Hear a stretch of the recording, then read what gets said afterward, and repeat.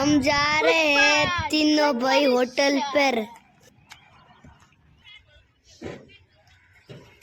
तो दिख के हैं घना दिन हो गया तो मैं हुई को आज तो बड़े लूट है। वैसे इनको कोई भाव दिया आज थी जैसा कितने बताओ कोई फन हक में भाव लगा दे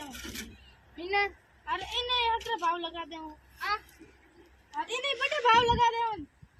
उनके मिट्टी लानी है भाव पूछने आए थे कोई मिट्टी लेने आया और मिट्टी लेने आया थे की पे करूं फटाफट बोल लो बच्चे दे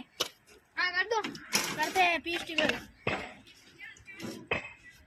भाव रख गया लेनी एक भाव पूछ रहे हैं तो भाव तो बताओ यार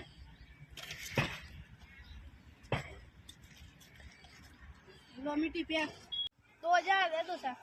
नहीं सर फांसी रखो आप ढकनी में डाल दो फांसी